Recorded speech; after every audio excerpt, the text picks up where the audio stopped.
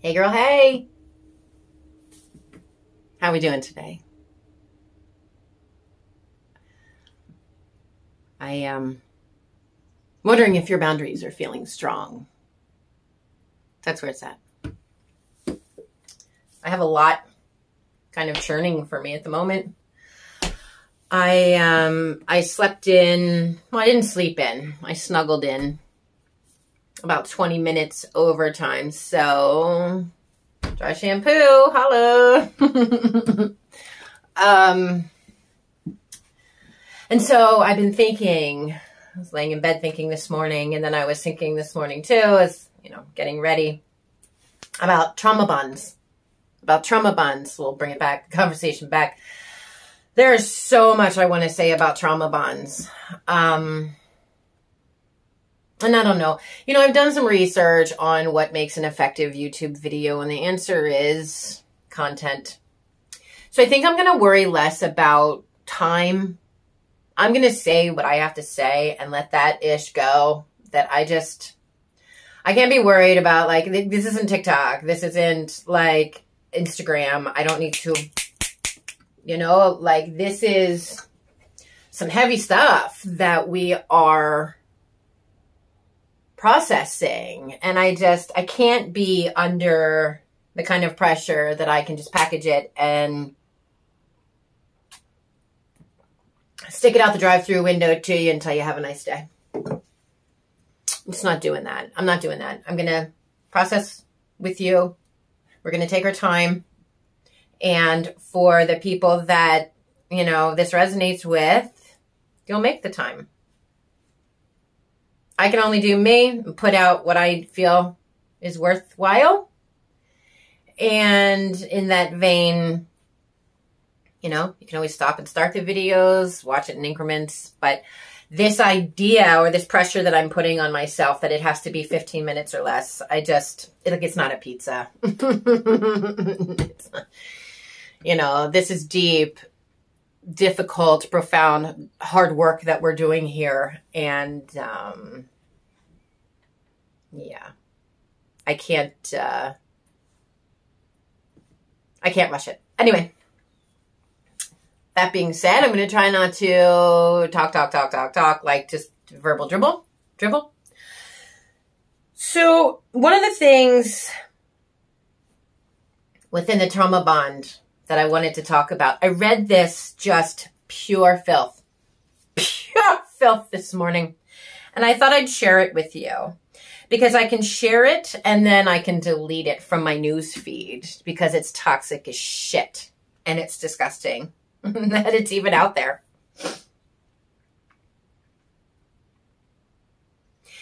And of course, it's packaged as a soul journey. A soul journey. And I've noticed more and more just how it is spiritually bypassing, like internalized misogynistic this page is. Like a lot of these new age, it's just so gross. It is just so gross. So I'm going to read this to you because it truly, I feel, processes through the vein of a trauma bond. And, okay. A masculine woman is simply a traumatized woman. Masculinity is designed to lead, protect, provide. This is why, on average, a man's body is stronger than a woman's. This allows him to protect the feminine, go out and provide for the feminine, and lead her to safety and expansion. Yet any time there is the absence of healthy masculinity, femininity is lost and transforms itself into masculinity. The feminine cannot survive on its own because it wasn't designed to worry about survival. She was designed to focus on creation, nurturing, and relaxing. This is made evident when a woman becomes pregnant. Yet when the feminine doesn't have a healthy masculine father figure to protect her, lead her and provide for her, she learns how to protect herself, provide for herself, and lead herself. She then believes this is the natural order because she never saw a feminine, submissive woman with a healthy masculine leader in her household. These women are sacred and guided by fear of being misled and abused by the masculine because they never saw a healthy example. They are scared of masculinity, thus they embody it themselves so they never have to surrender to the masculinity of a man. Ugh. Modern man's testosterone has been chemically and psychologically targeted by the elite for elimination so that they have no competition. What the fuck is this?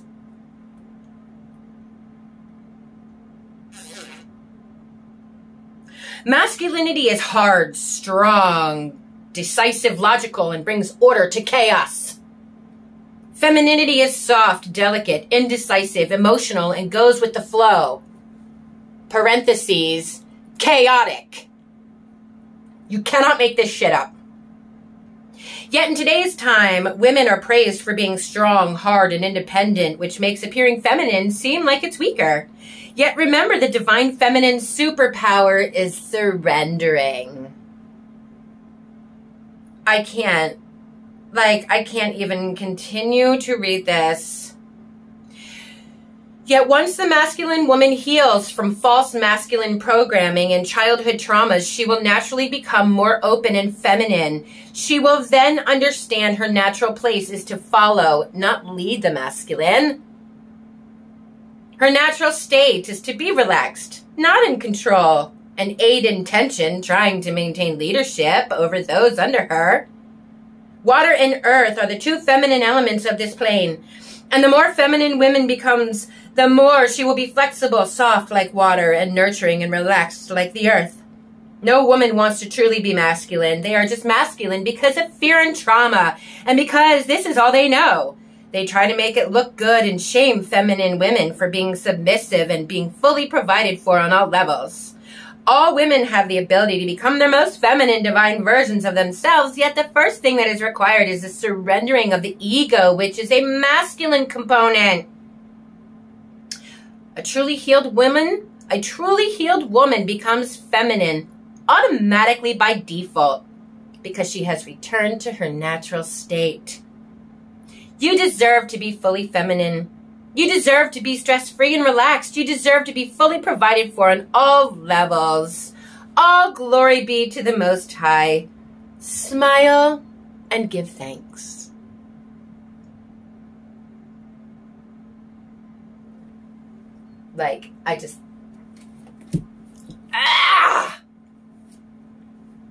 So anyway, there is so much to unpack here.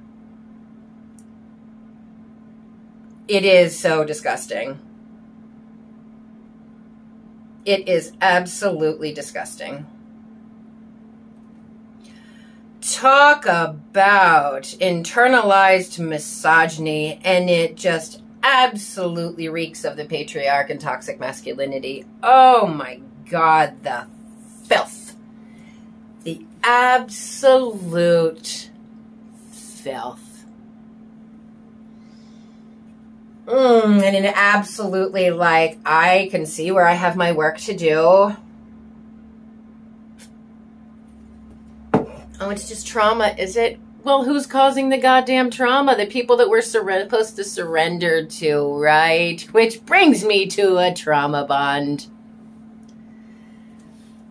This drivel that we are pumping into women's heads, that they are nothing if they're not surrendering and relaxing, as if a woman is given that space, first of all. I don't see that anywhere. Anywhere. What women do is everything. But don't forget to relax. When you're in the pickup line, you're making all the meal plans, you're on the schedule, you're doing every fucking thing as a single married mother. And then you're going to come home and relax because you've been provided for. The fuck out of here. Oh my God, this is such bullshit. This is such bullshit. And then what you do is you do all of the things. Literally all of the things as a married single mother with a man that completely stresses you the fuck out. And all you're asking for at the end of the day is a little bit of appreciation, and you're told to go fuck yourself. So a masculine woman is a traumatized woman. And I always love this new age shit. Like, I always love this new age shit about this divine feminine, divine. All it is another way for narcissistic women to gaslight other women. I cannot even tell you. Like, this is Hey Girl Hey, but let's make it very, very clear. My first bully and my first abuser was a narcissistic woman, my mother. This is not like, oh, you know, men are terrible, men are evil. Like, I am a feminist because I very, very much believe in equality, but I do not hate men. I do not hate men. Even the most worst of the narcissistic men, I feel very sorry for. I feel very sorry for. It cannot be easy being them. But this is what happens with this internalized misogyny and this toxic masculinity, and this just screams patriarch. I was in Costa Rica, where all of the Trustafarian white women go to, like, be on their spiritual ascension journeys, and it's all such bullshit. They're spiritual bypassing, doing their fucking ayahuasca, but they're not doing any work. That's not... Please. Anyway, I was miscarrying, and these women were explaining to me that I was too much of a masculine energy, and that's why I couldn't have a child. My womb was somehow broken and polluted because I dare, like, oh my goodness. It is so gross and so toxic and such filth. And it lends itself to a fucking trauma bond.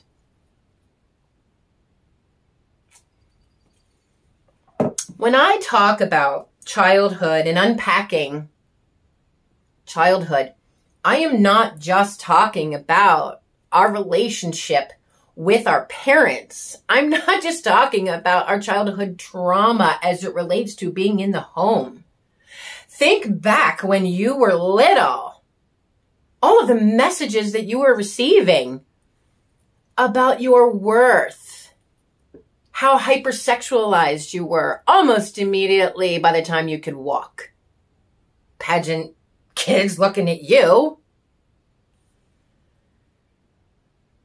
The messages that you were receiving that you were worth nothing if you weren't considered in high regard of a man. What your worth was going to be as a wife and a mother. And if you couldn't define yourself through that, you were somehow defective. My child is in 7th grade. My son is in 7th grade, 13 years old. And he is a stark reminder of how much work we have to do. Oh my God. I am raising him to be emotionally literate, considerate, engaging, caring, compassionate, empathetic, self-aware, participating, encouraging, supportive, right? So you're welcome, world.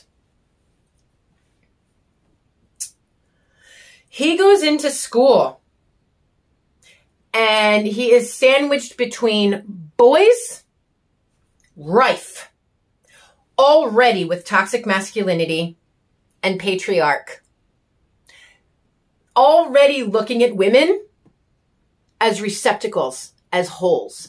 All he tells me about is how these boys, all they talk about, not locker room talk, who they've raped, who they've molested, who they're gonna fuck. Oh, yeah. Yeah. Absolutely no knowledge of or respect for enthusiastic consent. They're constantly groping. They're already practicing their predation. And on the other side of that are the girls. 12, 13, 14-year-old girls. Chanting about how women belong in the kitchen. About how they belong being receptacles. And my son, with no identity outside of what does this what does this overlord need from me? Lay down and spread them. It's a fire drill, right? And they are chanting internalized misogyny in the lunchroom about being in the kitchen. And statistically, I guess now we know exactly where they're going to get their asses kicked. And it is absolutely heartbreaking. Absolutely heartbreaking. And my son has looked at teachers and been like, and they're like, I can't even.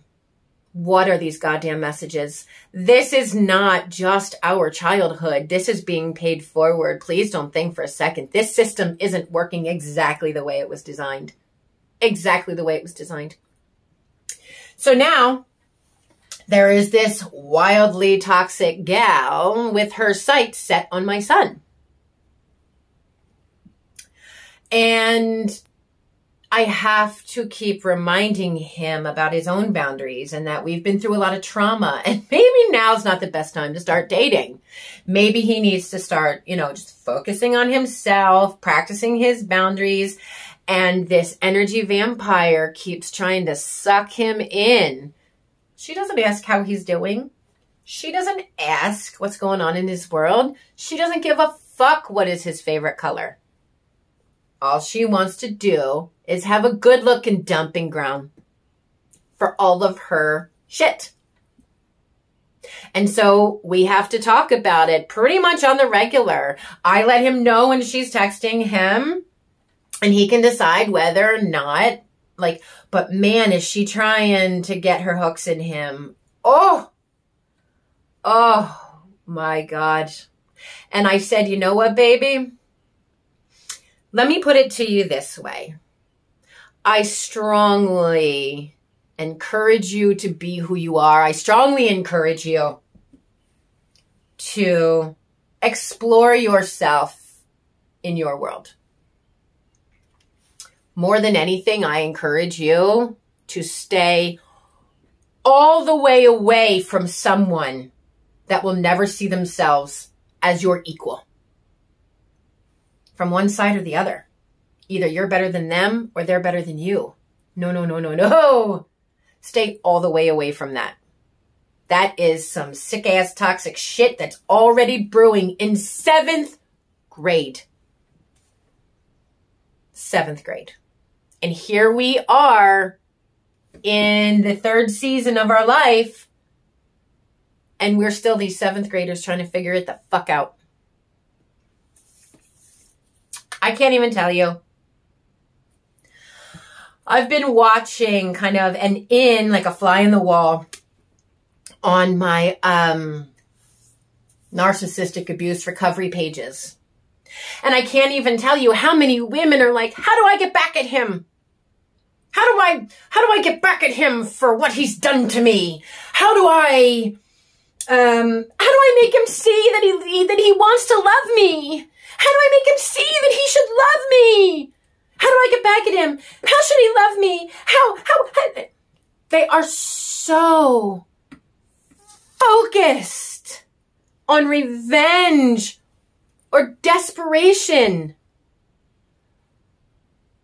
Why? Why? If someone doesn't want to be in your life, show them the fucking door. Deuces. What are there, 60 billion people on the planet? Why this one? Why this one? Is it the jock you couldn't get attention from? Is it the mom that never loved you enough? What is this pull, this unbreakable trauma bond when somebody gives you just a tiny little smidge, a sprinkling of acknowledgement that you exist? And you're like, yeah, more of that, more of that, more of that. That you're willing to sacrifice everything that you are, all of your potential, chasing this black hole that is never going to be fulfilling. It's never going to be reciprocal. You're never going to be safe, secure, seen, respected, acknowledged, heard, valued. God, Jesus, why? Why? Why is it so scary to say sayonara sucker? Or when they try to rope you back in, be like, oh my God, yes. Oh my God, yes. This piece of shit that's so terrible to me is finally paying attention to me. Hallelujah. I am so blessed. What is that about? That is a trauma bond. We need to take a step back. And I'm dealing with my own right now. My husband is messaging me, letting me know that he's in counseling and it's his turn to listen. And he's changing. And pretty soon, in just a couple of months, we're going to be able to live happily ever after.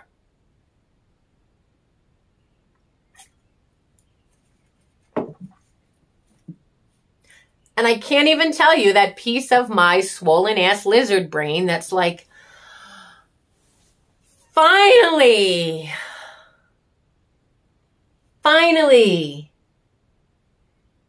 yeah. Finally, we're going to be able to be together. And we're going to be healthy and healed. And it's going to be everything oh, wait a second. Wait a second. I can never be safe with you. I don't sleep when you're next to me. I can't relax in your energy. I will never be sure again that you can be trusted. I can't get back into that. Why would I? Why would I? Oh my God. This entire relationship has been me projecting my desires onto him. This has never been something that he could provide me a happy family life in a secure attached, like a securely attached marriage. That is simply not possible. He could walk in here tomorrow with a brain transplant and be Ryan Reynolds all of a sudden. And I would still know deep in my bones, I can never, ever trust him. I can never, ever, ever be in my footing. I will never be supported. I will never be encouraged to be my best self and thrive. It will only be performative. And if I get too out of line, drama will start. I will be sucked back down. And I'm not going down. I'm going up. I'm going up. And I think about, when I think about just how good that sounds. Finally.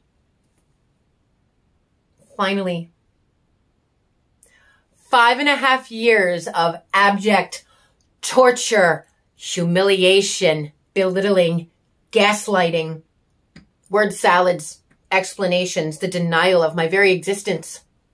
The culmination of all of these experiences will finally have me at the end of the rainbow. The pot of gold is mine. This man is going to do so much work on himself that he's finally going to acknowledge that I exist. How great. I'm a lucky girl. I'm a lucky girl. Except, then I think to myself about all of those times that I was either having an anxiety attack, a panic attack, couldn't eat for days, drank myself into oblivion, would cry in the shower, cry myself to sleep, literally rock back and forth, hit myself in the head so hard that I bruised my own hands, ways that I wasn't able to access myself or my happiness, and would cry and scream and beg him, God damn it, while he's stonewalling me. God damn it, why won't you listen to me? Jesus Christ! And I'm crying and I'm crying and I'm losing my mind and I'm rocking back and forth and I'm so hurt and so angry and so reactively abused. And he will say to me, with his black eyes, I'm on my hands and knees, begging for my humanity to be acknowledged. You know what he says to me? Are you done?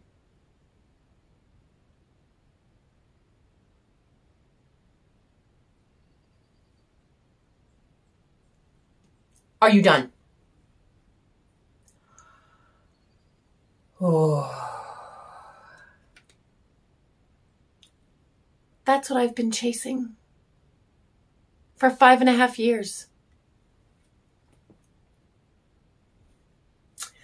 We were in Key West, another milestone of a moment that I had wanted to take my son to this town that I had always loved so much, and it's changed so much, and it will never be the same. And I don't like it anymore. And there's plenty of other places to go that are way better. But anyway, we were in Key West. I told him, I want a fucking divorce. Again. This was like a monthly kind of thing for the last 5 years, is that I want a divorce. Nah.